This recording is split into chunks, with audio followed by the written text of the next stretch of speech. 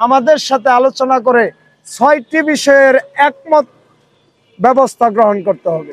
তার অন্যতম এক যানজট, দ্বিতীয়টা হলো মাদক, তৃতীয়টা সড়ক দুর্ঘটনা, চতুর্থটা দ্রব্যমূল্যের ঊর্ধ্বগতি, পঞ্চম দর্শন, ষষ্ঠ কিশোর গ্যাং। এই ৬টি বিষয় নিয়ে আমাদের সাথে খোলামেলা আলোচনা না করলে এই দেশ থেকে এ ধরনের দর্শন তো বন্ধ করতে পারবেই না।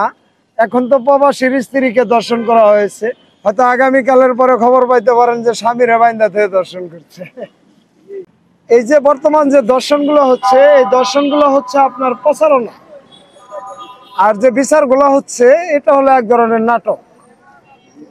আসিয়া দর্শনের পরে হয়তো দেশবাসী মনে করছিল যে দর্শন হয়তো বন্ধ হয়ে যাবে, কিন্তু এদেশের সবাই কইছিল নারীরা তুমি কে আমি কে, আসিয়া আসিয়া। আর এক দলের নারীরা বলছিল রাষ্ট্র তুই দর্শক। আমরা ভাবছিলাম যে সব সভ্যতা ফিরে আসবে। সত্যিকার অর্থে এদেশ থেকে দর্শন কোনোদিনই বন্ধ করতে পারবে না, কেননা যতদিন না পর্যন্ত এই বঞ্চিত মানুষগুলোর নিয়ে একটি আলোচনা না করবে। এই যে প্রবাসীর বউকে দলের প্রভাব খাটিয়ে দর্শন করা হয়েছে, উনি থানায় গিয়ে মামলা আর চিল্লাচিল্লি করছে বলে, এরকম অনেক প্রবাসীর বউ আছে, তারা সহ্য করতেছে ইজ্জতের কারণে। আপনারা কি এগুলোর বিচার করতে পারবেন ভাই? আর এই কমিশন কি দর্শনের বিচার করবে আর দর্শনের প্রচার করবে?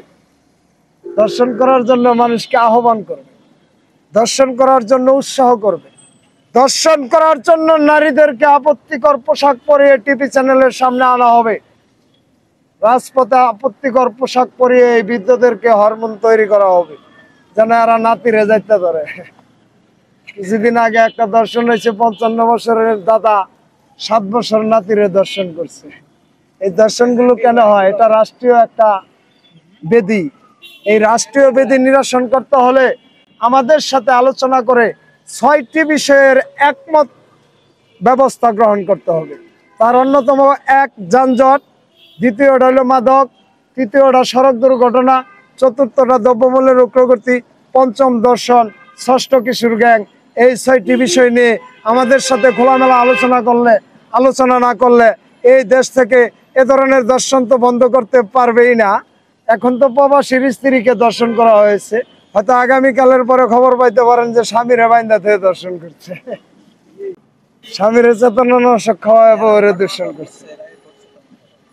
এর আগে এমন ঘটনা ঘটছে না? তো ওগুলোর যদি বিচার সঠিক হতো, যেমন আমাদের দেশে কোনো বিচার ব্যবস্থা, এটা যদি আমি এভাবে বলি হয়তো অনেকে বলতে পারে যে ভাই বিচার ব্যবস্থা নাই, আমরা যতটুকু আমরা মেনে চলছি এটা আমাদের সভ্যতা। আসলে বিচার ব্যবস্থা বলতে কোনো কিছু নাই।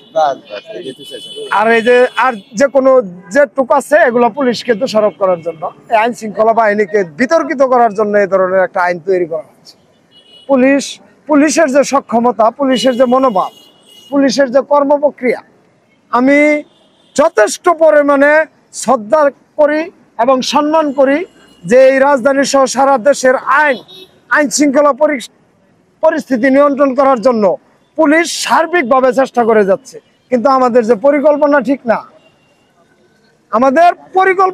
না, এখন উপর মহল থেকে যে পরিকল্পনা করছে, ওই পরিকল্পনা প্রয়োগ করতে গিয়ে পুলিশ বিতর্কের মধ্যে পড়ছে। এখন আমাদেরকে পরিকল্পনা সঠিক করতে হবে, তাছাড়া দর্শনের কোনো বুদ্ধি নাই। হয়তো আগামী দিন শুনবেন স্বামীর সামনে স্ত্রীকে দর্শন করা হয়েছে, কোনো কিছু বলতে পারতেছে না, দলীয় ক্ষমতা, তার কপালে রাইফেল টাকায় রাখছে, পিছনে হাত বেঁধে রাখছে, গলায় ছুরি লাগায় রাখছে, তার বউরে দর্শন করতেছে। কারণ এটা আমি কি বলবো, আমি তো বলছি যে আমাদের সাথে আলোচনা না করলে আইন শৃঙ্খলার কোনো রাস্তায় তারা তৈরি করতে পারবে। ধন্যবাদ সবাইকে।